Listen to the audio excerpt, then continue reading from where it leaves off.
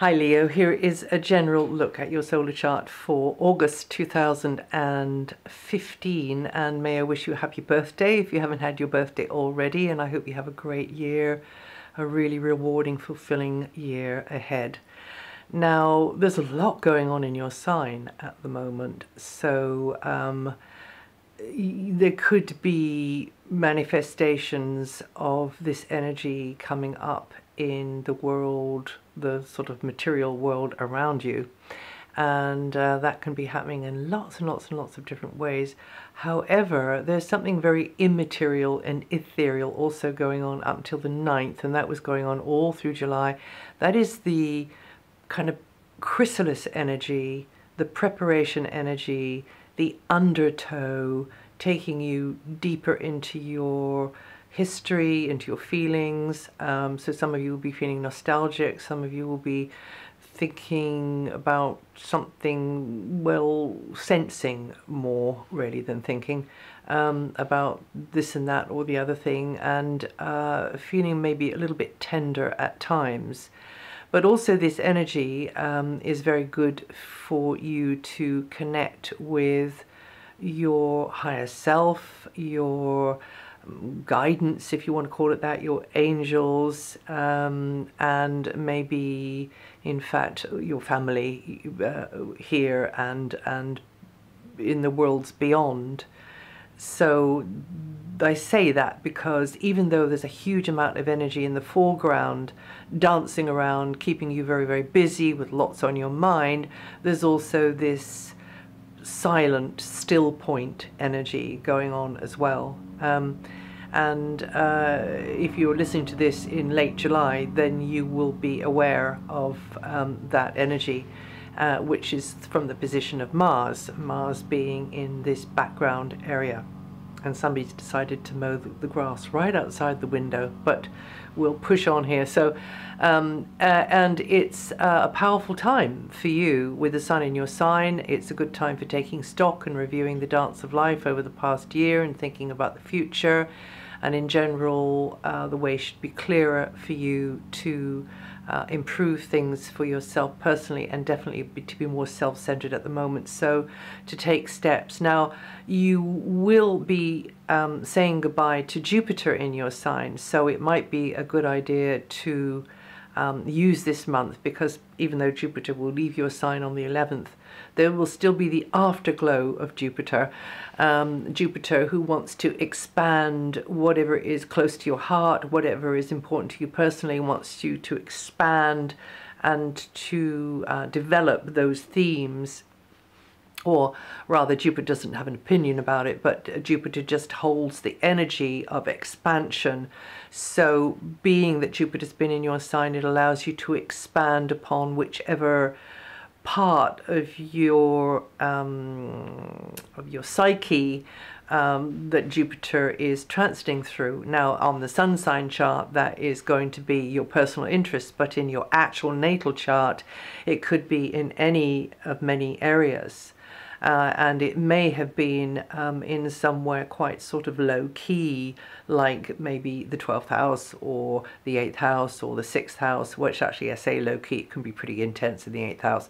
However, this would be a good month to think, okay, I've got the sun going for me, I've got Mercury, I've got Venus, and you've got Venus for quite a while to come, and you've also going to get Mars into your sign. So this is a hugely powerful month for you all month and going on into September as well, even though Jupiter is exiting from the 11th onwards. So you've got Mercury until the 8th, putting you very much in the stream of information exchange, discussions, ideas bouncing around all over the place, question marks all around your head, thought bubbles here, there and everywhere. Then from the 8th to 28th, conversations and discussions take on a very practical slant, and you are figuring things out, looking into how to get things to work more smoothly in the area of finance, in the area of maybe location, possession, property, venue, equipment, you name it, you know, all of the material paraphernalia we trail through life. That will be more on your mind.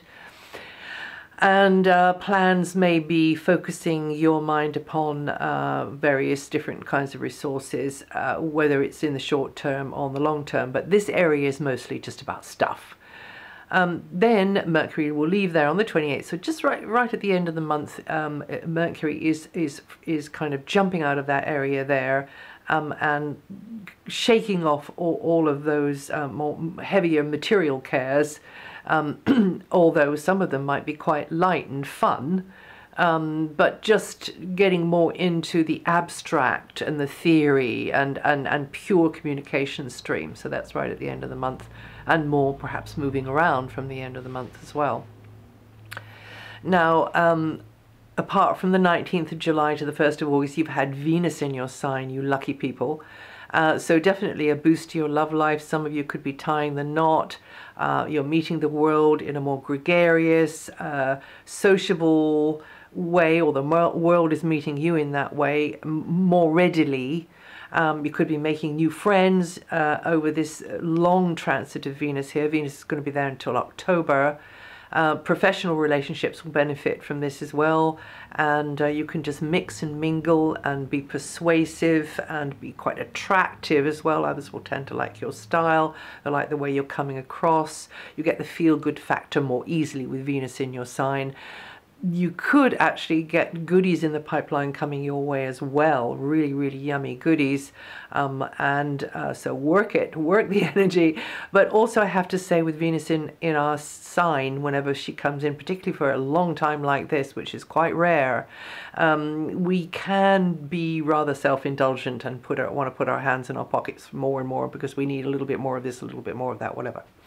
But it's a good time to work this energy to your advantage, depending as well which area of the chart Venus will be in your sun sign, because here we're just talking about your sun sign pure and simple, but in the chart your sun sign might be, and Venus might be in an area to do with career or health or home, family, the garden, a space, inside, outside. It could be to do with your love life. It could be to do with travel. You know, it could be to do with all of those things which we can't know from here. So if you did get your natal chart done, you'd probably find out about that. And this might be a good time for many of you Leos to get your natal chart done. And believe you me, I'm not plugging for work here, but it could be, you know, there are yeah, they're computer generated, but there are online resources. Astrodienst, I think, is one of them, where you can get just a computer generated one, which is actually really not a patch on a personal chart. Maybe what I should do is I should just do a video giving sort of speculating on what it could be like for you with your sun in all the different houses. Maybe I'll do that, because you see, the sun for Leo is really important, because that is your ruling light. You don't have a ruling planet, you have the sun. It is the star at the center of our solar system that is your ruler. So it's pretty important for you Leos to know about that. If you're interested, of course. So yeah, and you've got this rather self-indulgent energy in your sign, but overall this is a time of more abundance in your life, a good time to reap the benefits materially, and it can be quite a lucrative time for you Leos as well. Excuse me. Now, until the 9th, Mars is in a more inward and private area. This is the undertow. This is the background. This is the chrysalis. This is the cocoon that I was talking about. So you being more self-reflective, you harking back to the past, tapping in more to your dreams, your unconscious. Great for the artists among you. And there will be a lot of creatives amongst you Leos.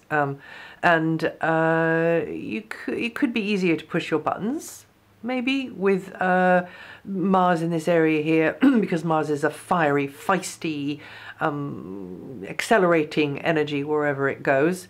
And because your energies are turned inwards, you are more easily affected by inward reactions, but also because your energies are turned inwards, you could be more affected by outward energies, And yeah, you could just be more open. Your auric field could be more open. So you must deliberately, for those of you who feel as though you may be prone, just cloak yourself with an extra sort of layer. And you should be fine. And then Mars comes out of there in the 9th and then zooms into your sign. Well, that's going to be for about 6 weeks, and that means there's going to be this kind of wave of energy coming in. Now the energy may be coming through you. That's the best, because then that means that you've got the vitality, you've got the stamina, but it might mean it comes at you if you've been at a bit of a low ebb, you see. It depends. So, but what I do know is there will be more of a need here to, or more of the urge to be decisive, to be clear, to be going forward with things, is to get on with those goals and objectives, and if you yourself are just lagging behind a little bit trying to keep up, well, you've got to keep up, because this ball really does need to be rolling, and it will start rolling whether you're with it or not. And the other thing I want to say about the Mars transit through your sign as well is that if you've been at a low ebb, or if you're sort of distracted by something else going on in your life, and of course it will show up in your chart, in your natal chart somewhere, is that Mars is a hot energy. You know, the atoms are all jumping around with Mars, and if you do not have an outlet, if you do not have an outer expression of that somehow or other, through talking, through doing something a bit more active, a bit more decisive, a bit more out in front, then it will kind of stack up and build up and back up inside of you, and might be counterproductive. So what I would suggest to you is, if you haven't been on the ball, or you know, if you haven't been in the mood really, and Mars comes into your sign, then do try and find something that will give you this outlet, because the energy needs to be, it's an extrovert energy, it needs to be expressed. And yes, there will probably, the less you're using the energy, the more there could be going on around you. Maybe there's more noise, maybe there's more hustle and bustle, maybe there's just whatever. And it will seem like this feisty energy, this sometimes quite aggressive energy, is coming at you if you're not tapping into it yourself. Not perhaps in an aggressive way, but in a way which is quite making you more assertive about things, okay? Okay, and you can be very productive, you know. Another thing I'd say about it is just make sure you get enough downtime with Mars in your sign as well, because Mars can run you ragged. Now from the 23rd, the finances, the goods, the property, or anything else which affects your material security or physical well-being is likely to have your attention. It will come to center stage, and even though Mercury has left that area, Mercury will be going into that area, and Jupiter will be going into, so the whole emphasis will begin to shift over into the area to do with the material side of life, and possessions and property and finances, and getting it all organized in a practical, physical way. It could even be about health matters as well, your own or somebody else's. Saturn returns to her previous position until September and is challenging you to take responsibility for the dust swept under the carpet from the past. This is a real winding up, a tying up. This is the ending of that long phase, and there could be this sort of whiff in the air of new beginnings now, very much so. And you will be building better emotional, physical foundations for yourself for the future. This is the general idea. And you, Leo, is born from the 20th of August, or with from 27 degrees rising. I'm going to feel that energy the most this month. Jupiter, as I've said, is in your sign and has been for 12 months, offering fresh opportunities, a wider range of options for growth, for expansion, for broadening your experience, broadening your horizons, And this has been your opportunity to think better, think bigger really, but maybe even think better, and reach for the golden ring on the merry-go-round. And then once that's been put in place, the next stage of the next year of the Jupiter transit from the 11th till about August next year will be in the area of your piggy bank, which is always a good thing in my book.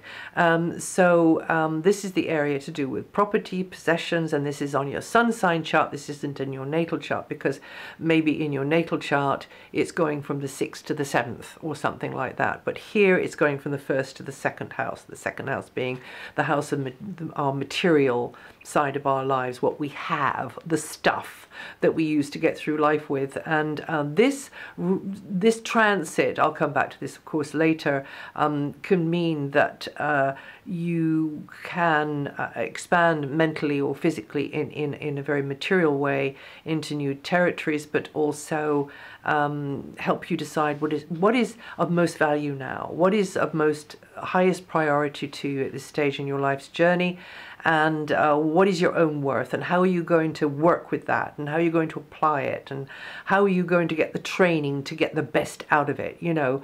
How are you going to share your talents and abilities with the world, and how are you going to get an appropriate return on that sharing. This Jupiter transit is really going to help you and put that wave of energy under you for you to get what you need materially and in a practical, realistic way in this life. And you will feel more appreciation probably coming your way for what you have got to offer to others, which you then can get a return on.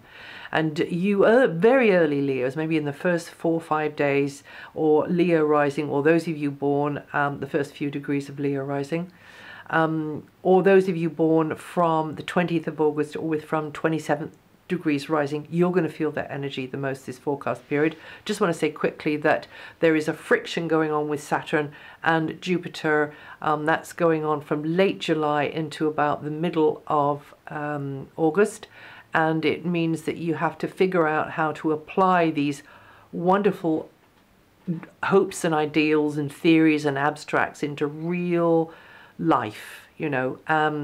It's all very well having all of these bright ideas and writing down the lists and figuring it all out. Now you've got to see how you can actually, on the mechanical side of things, get it organized, get it to work. And the challenge will be to choose just where to expand most and where to cut back.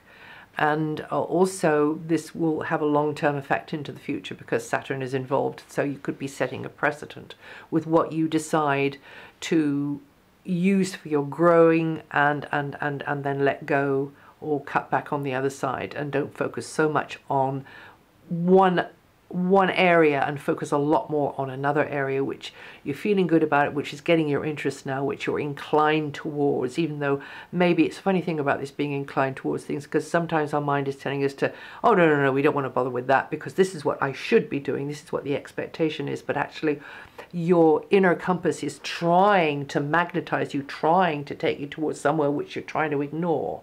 So I just thought I'd mention that just to kind of make life even more confusing than ever. I think the second half of the month is going to be more interesting and running smoother than the first half of the month.